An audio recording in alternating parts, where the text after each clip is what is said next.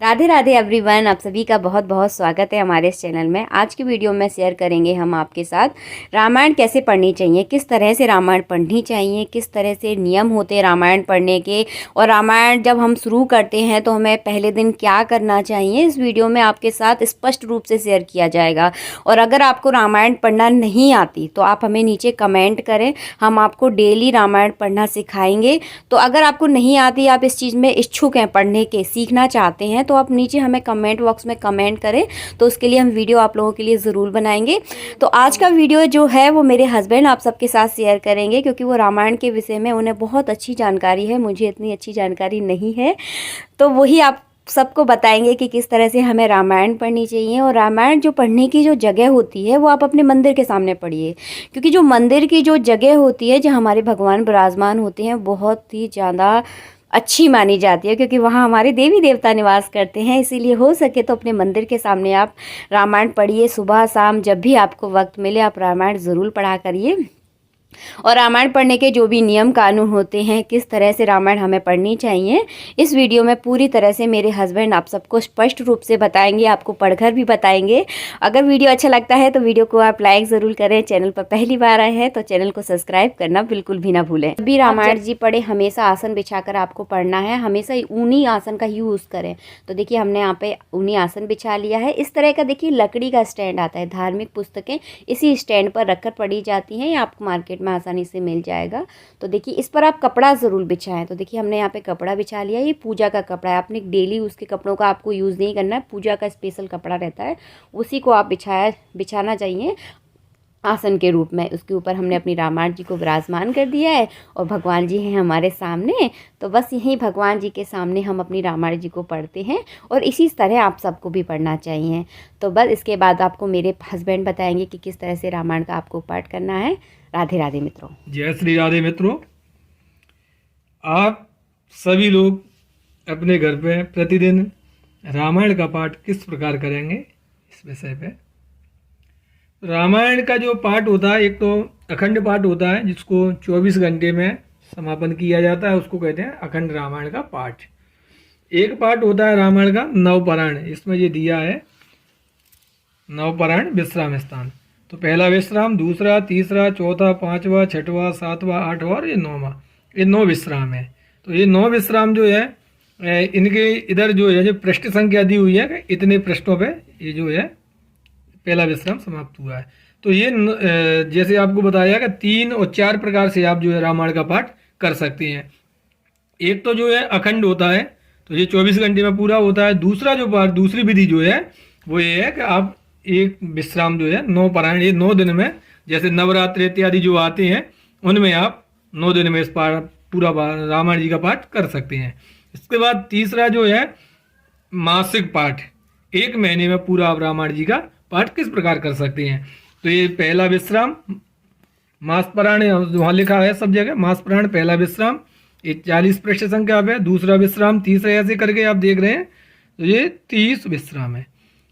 30 विश्रामों के बाद में फिर रामायण पाठ की विधि आती है कि भाई रामायण जी का पाठ किस प्रकार करना चाहिए। तो रामायण जी का जहाँ भी पाठ होता है, आपको मित्रों एक बहुत अच्छी बात बताएं, जहाँ भी रामायण जी का पाठ होता है वहाँ हनुमान जी महाराज जो है किसी न किसी रूप में वहाँ रामायण जी को सुनने आते हैं, क्योंकि रामचरित सुनवे को रसिया।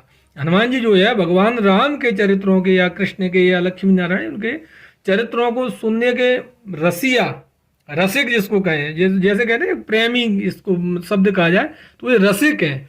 तो उनको बड़ा स्नेह है भगवान श्री कृष्ण के या राम जी के चरित्रों को सुनने का। तो यहाँ जो है कुछ आह्वान दिए गए हैं। तो जैसे सबसे पहले रामायण की जो रचना हुई थी आद्य कवि वाल्मीकि जी ने की थी, जो मूल संस्कृत भाषा में थी। तो वहाँ वाल्मीकि जी का भी आपको आह्वान करना चाहिए, ध्यान करना चाहिए। इसके बाद में तुलसीदास जी का आह्वान करना चाहिए आपको।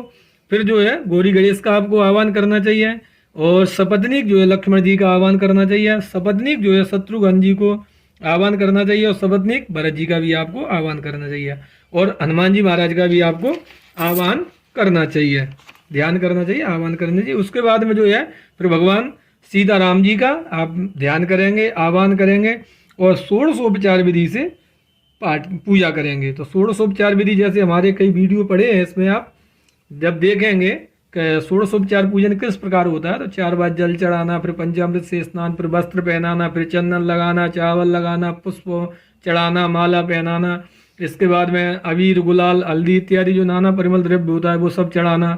इसके बाद में दूर्वा चढ़ाना, बेलपत्र चढ़ाना, समी पत्र चढ़ाना और सुगंधी इत्र चढ़ाना। उसके बाद में धूप और दीप दिखा करके, ये हमारे अलग ही कई वीडियो पड़े हैं, तो उसके बाद में फिर आप भोग लगाएं।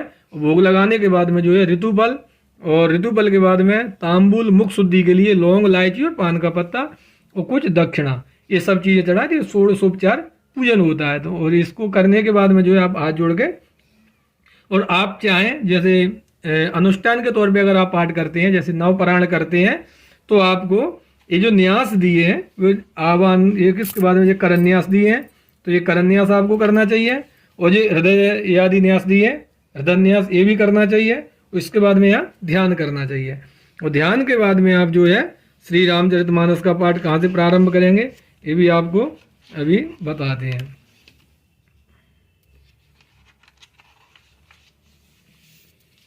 श्री गणेशाय नमः। श्री जानकी वल्लभो विजयते। श्री रामचरितमानस प्रथम सोपान बालकांड श्लोक। आपको इसमें एक बहुत अच्छी बात बताएं मित्रों, रामायण का प्रतिदिन पाठ करने से आपको कितने फायदे होते हैं।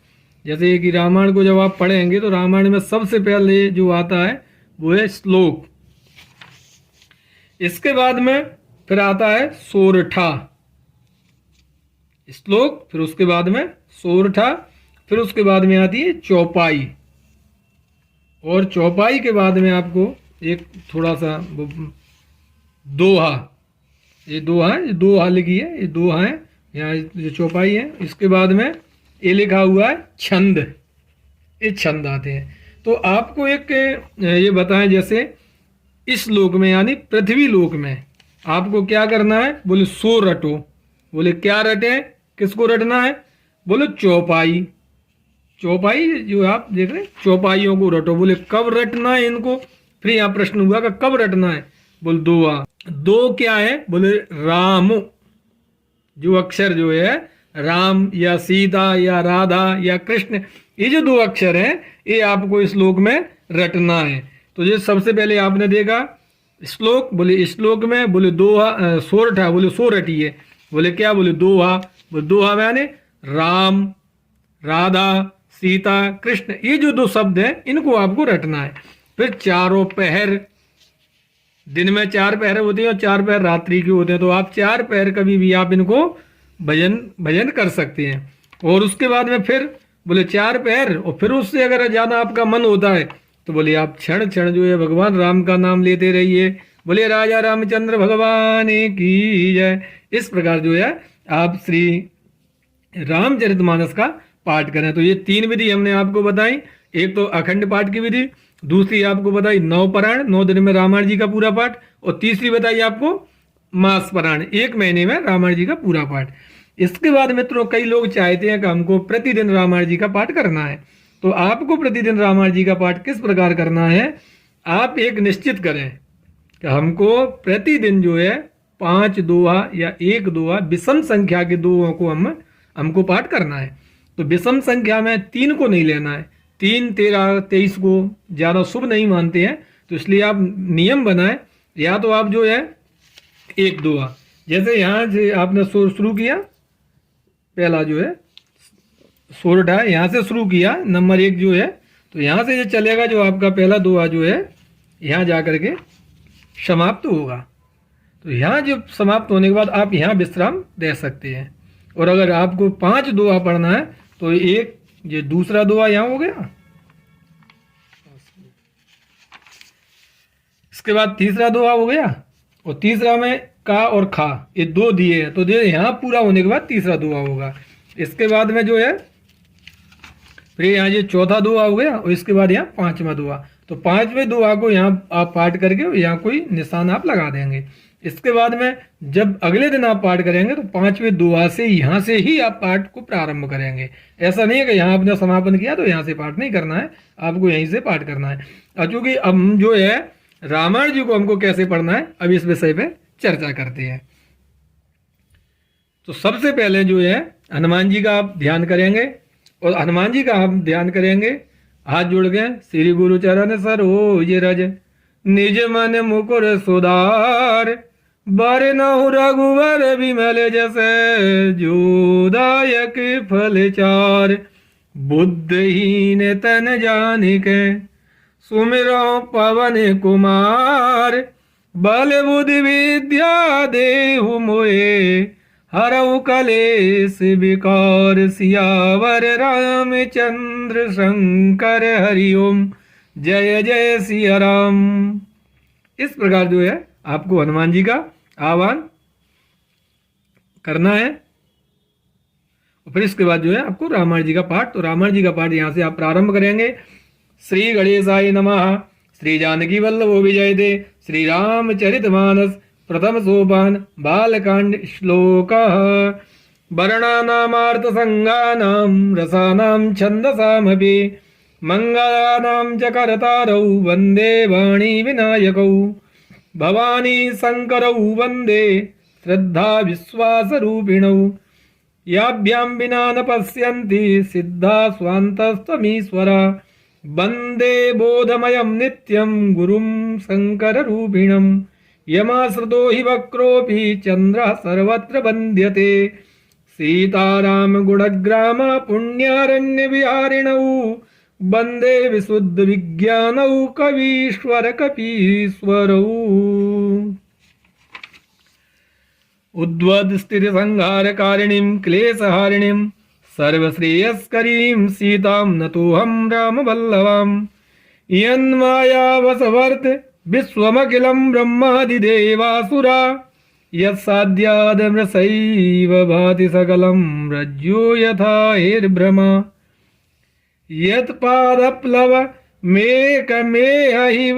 वहि भवाव बोध्ये स्थितिर्सावतां वन्देऽहं तमशेषकारणकरं रामाख्यमीशं हरिं नानापुराणनिगमागमसम्मतं यत् रामायणे निगदितं क्वचिदन्यतोऽपि स्वान्ता सुखाय तुलसी रघुनाथगाथा भाषा निबद्धमतिमंजुलमातनोति। यहाँ आप देखिए वर्णानाम अर्थ संज्ञानाम, आप अगर इन सभी श्लोकों को नहीं पढ़ सकते हैं तो आप श्लोकों का अर्थ पढ़ेंगे। वो अर्थ यहाँ पढ़ेंगे तो यहाँ कह रहे हैं कि भवानी शंकर वंदे, बोले भगवान शंकर जो है श्रद्धा और विश्वास के साथ याभ्याम बिना न पश्यन्ति श्रद्धा स्वान्तस्तमीसरा, भगवान शिव जी जो है श्रद्धा और विश्वास के साथ भगवान राम सीता का जो है भजन करते हैं।